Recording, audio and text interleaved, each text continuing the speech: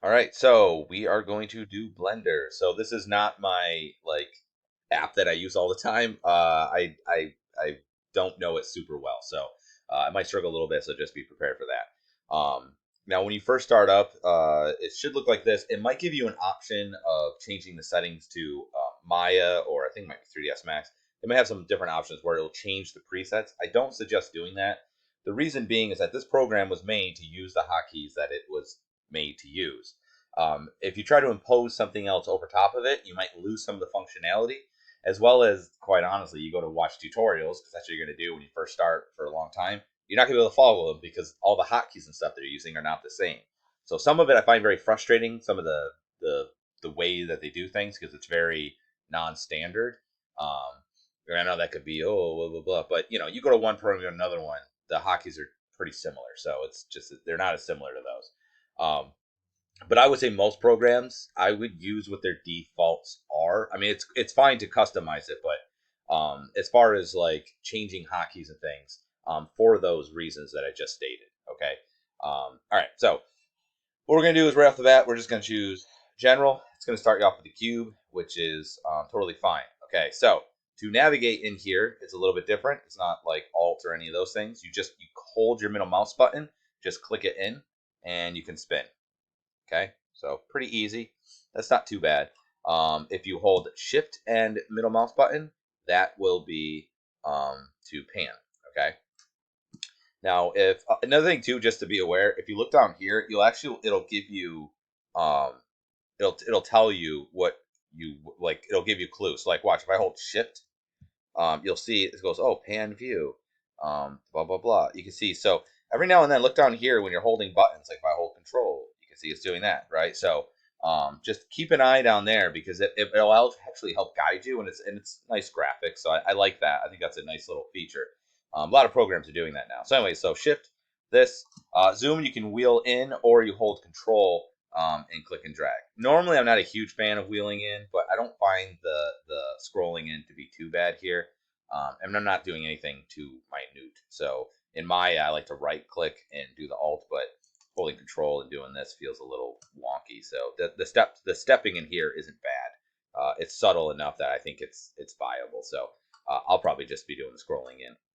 So that's how you navigate. You can kind of see that, right? That looks fine. This is obviously the viewport here, right? So our work area. On the left are the tools. These will change depending on what room you are in. So you'll see they have these different areas up top, and each one is more or less dedicated to one part of production. Okay, so just go ahead and switch to modeling, so you can see we have different options now. So it shows you all the modeling tools, right? This is nice. There was a time where this wasn't here, and so if you didn't know, you didn't know, so you were kind of stuck. Um, so just be aware of that. Okay, so up on the top before these sections, you'll just see like file, edit, your typical kind of things. Nothing too special there. Like I said, tools over here. This will deal with like selection and those type of elements. Okay. Um, and then over on the right are all your panels. So you're going to see on the top here, we have this section here. It's kind of like the outliner if you're in Maya, or like but it's a little bit more than that, because not only does it do what's in the scene, you can actually change it so it'll do stuff that's like all the files and those kind of elements and things, which is really nice. So it's actually better than I would say the outliner is. So there's a lot of control here that you can get. So you can see you can do like all scenes, view layers, Blender files, tells you all the file paths and stuff. We don't have multiple scenes, all that basic, interesting, things. But just leave it on the view layers.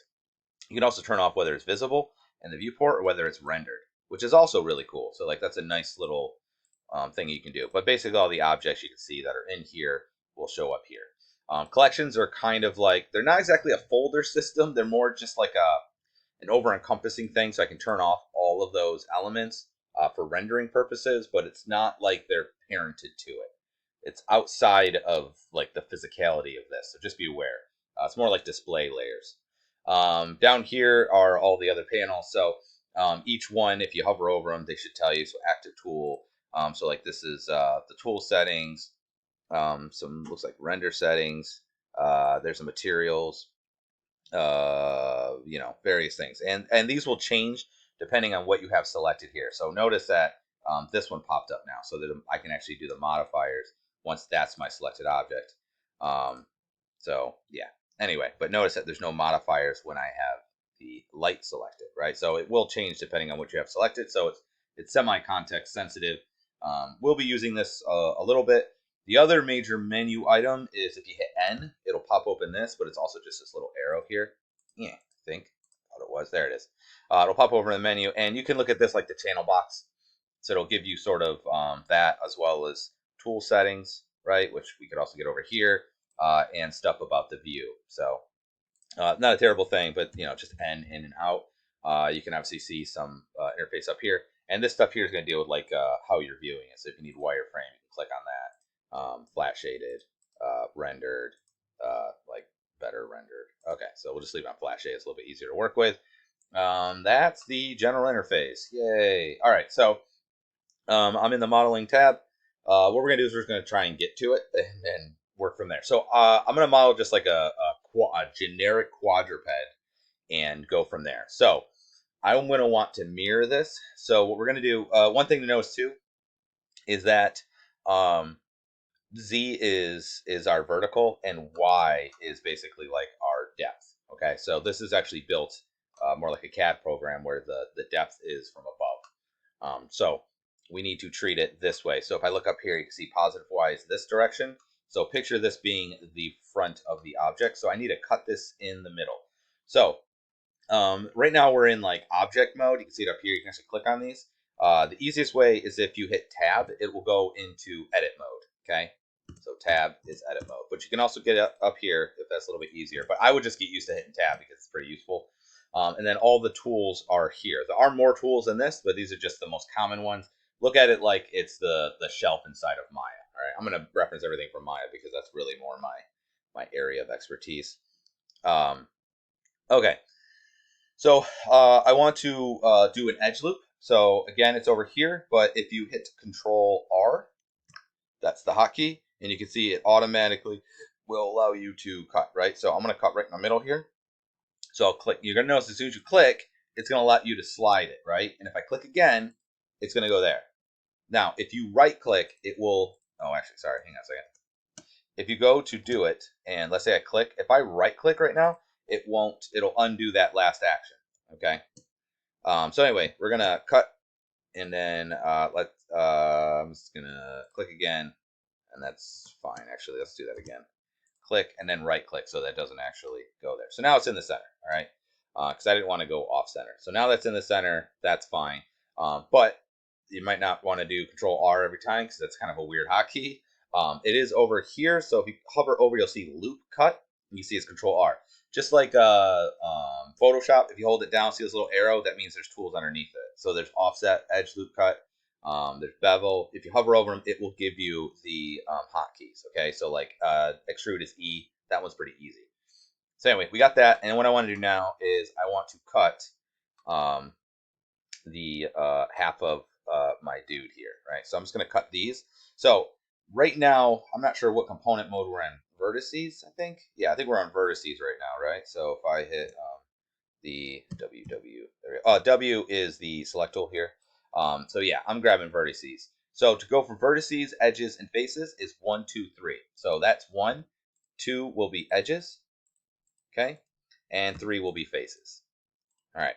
So what I'm gonna do is I'm gonna click on one face, and then if I hold Control, you'll see that it'll say shortest path. So if I, let's say, go underneath and hold Control and click, you're gonna see it's gonna find the shortest path and go around. If I click on this, and if I hold Alt, it's gonna not do what I was hoping for. Let's see, it should do. No, it didn't really work. All right. Well, anyways, so we'll just click on this. Hold Shift, click, click, click, click. All right. So I got that whole half. And then you can hit X for delete, but delete also does work. So I'll just hit X, and it's going to ask what I want to delete. I'm just going to say faces, and you'll see the faces go away. All right. Some of them are a little bit weird. You're going to see like sometimes you can delete edges, but it doesn't actually delete. Whatever. It's kind of weird. All right. So we got half a box. The reason why I want to do this is I'm actually going to take this and mirror this guy over. That's the whole deal. So we're going to add a modifier to this. So I'm going to go to the modifiers right here, add modifier, and we want to do mirror.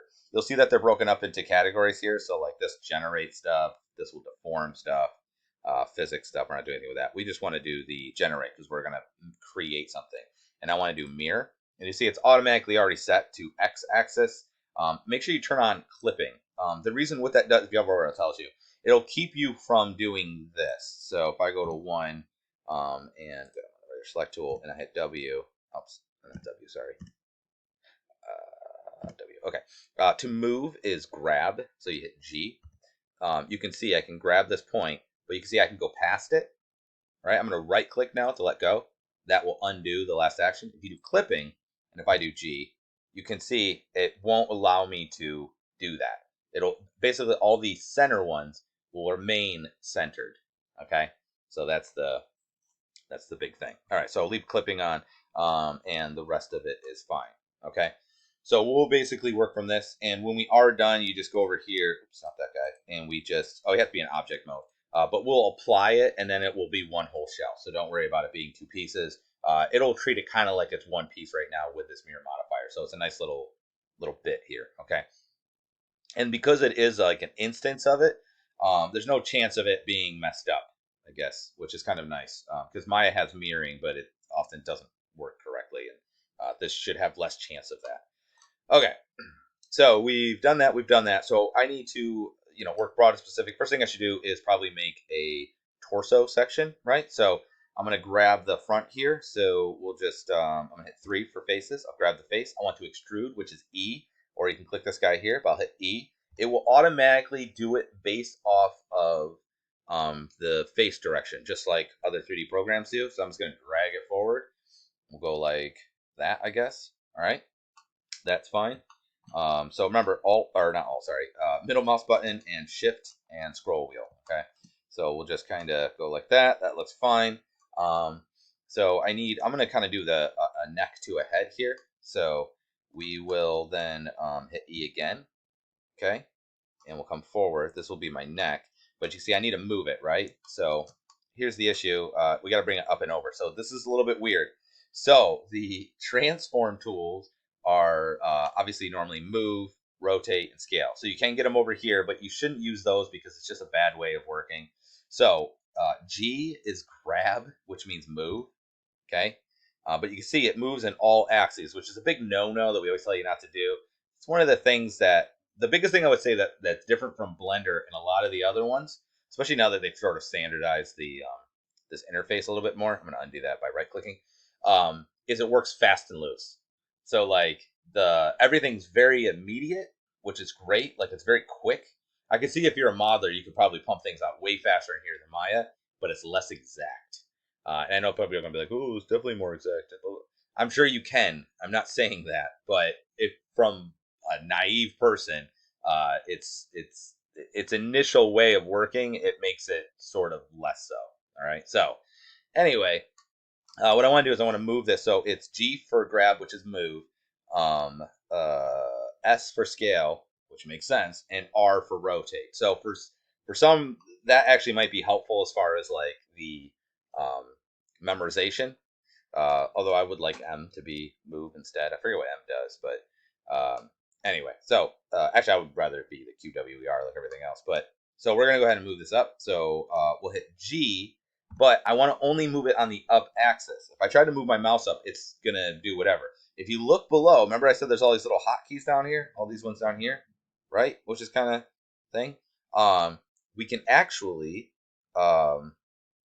make it do certain things. So you can see there's this automatic constraint. So if I start, let's see, can I get you to go up? It's not really, okay. See, I don't really use that. But what I would do is I want to go up, so that's my Z axis. So if I hit Z, it will only move up in the Z axis. So that's how I've been doing it. You can move it in two axes by doing shift and then the letter. So I'm going to right click that. I'm going to hit G again, and now I'll do Shift C, and that moves it in this axis, which is actually not the one I want. So we'll do G, and then I will do Shift Y, and that will allow me thought I did Shift Y. Why is it only moving? Oh wait, maybe it. Hang on a second. Okay, let's try Shift. I did Shift Y, Shift X. Is that gonna? Okay, G, Shift X. Okay, that's what I wanted with Shift X. See, I might have to work on what memorizing what the things are here. So I'm just gonna kind of pull it up like a neck. I'll just click when I'm done. I'm going to hit R for rotate, and then I'm just going to rotate it like this. But again, you can, I don't know if you can tell, it's sort of free, which might not be your bag. So we need to rotate it. So I'm going to hit X for rotate, so it only rotates in the one axis. And I'm just going to go something like that. That looks fine. And then I'm going to scale it. So I'll hit S, and I want to scale in all axes, so we'll just leave it like that. And we'll just scale it down a little bit, and we'll call that good. And you can see it looks like that, right? So not too terrible. Let's go ahead now, and I'm just going to extrude this again to do the head coming out. Okay, so let's go grab that. We'll hit E again, pull it out like so. We'll hit G, and then I want to do Shift X so I can move it in these two axes. All right, that looks good. Click, and then I'm going to do R, and then we're going to do X, and then I'll rotate it like this, and then I'll do S, and I'll scale it all together like that. Okay, so you can see now we've got basically our typical S shape of most animals, most quadrupeds anyway. All right, so that looks acceptable. Make sure you're always rotating around to see what it looks like. That's relatively acceptable, I guess. Where are we at? We're at 20 minutes. Okay, so I'm gonna save this, and then we're gonna go. I'm gonna do the next video.